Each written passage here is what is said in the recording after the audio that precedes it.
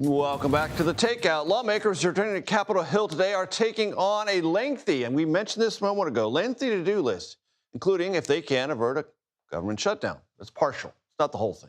Joining me now from Capitol Hill, North Carolina Republican Congressman Tim Moore. Tim, I haven't met you before. It's good to meet you. He's a member in good standing, I'm told, of the Budget Committee and the House Committee on Financial Services.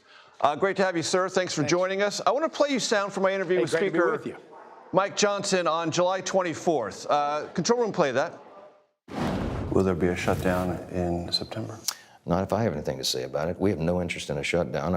I'm interested. I heard or read today that Chuck Schumer and Hakeem Jeffries were meeting and gaming it out. They've weaponized shutdowns for political purposes. It seems that that's what they would like to do.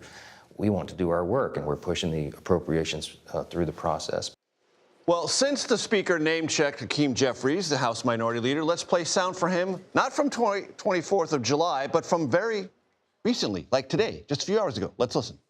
We're not going to find ourselves in a situation where Republicans at the 11th hour present a partisan spending bill that hurts everyday Americans, hurts children, hurts veterans, hurts seniors, and hurts the very people who this government should be helping. And then Republicans expect that we are just going to fall in line like they do all the time to Donald Trump's extreme agenda. That's not happening. So, Congressman, evaluate what you just heard from the Speaker and from the Minority Leader. Well, look, the Speaker said it exactly correctly. The Democrats have simply issued some ridiculous ultimatums, trying to just take issue with President Trump and a lot of the great policies that he's doing, and you want him to weaponize and use a government shutdown. That is absolutely irresponsible to shut down this government. The American citizens count on that. The people demand it, that we keep the government going, and we're going to get that done. I mean, the House has already passed 2 of the 12 appropriations bills. The others are on track right now. And we passed the one big, beautiful bill that cut taxes, allowed energy exploration, funded the border, funded the military. I mean, a lot of great things are happening. I wish, I'm new here. I've only been here a few months. I came from a situation in state government where, we could work with Democrats.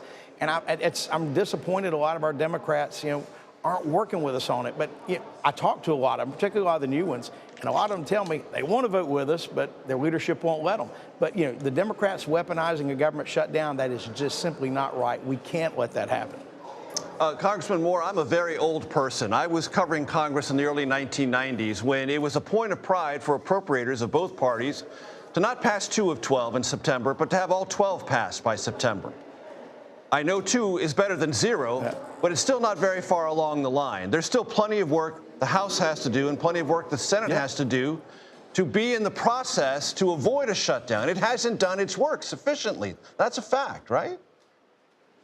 So, of course, the passage of the one big, beautiful bill was huge with what it did to really rein in a lot of wasteful spending to make sure that we passed the tax cuts to keep that going. But we do need to get moving on with the appropriation process, but it is working through.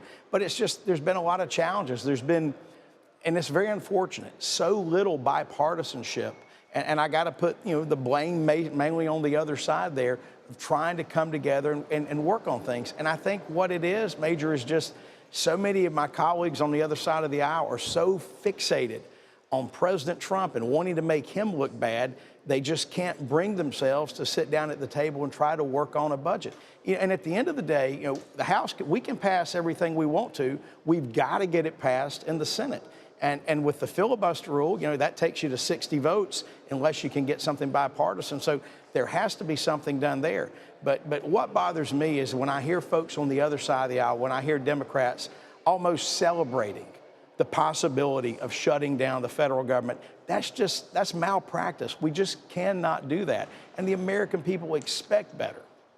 Congressman Moore, it is expected that the Epstein matter will be a legislative irritant, putting it mildly, the next couple of weeks. So do you believe, A, it's going to be a legislative irritant, meaning getting in the way of things, and are you on board the discharge petition put forward in the House just today by Tom Massey and Ro Khanna? I think the way that Congressman Massey is going about this is wrong. But at the same time, I think they'll just put all the records out there. Just put it out there. I mean, I've got no interest in seeing that creep protected. I mean, he was, what he did to people, what he worked on. I don't, Epstein, the world's better off this guy's not here.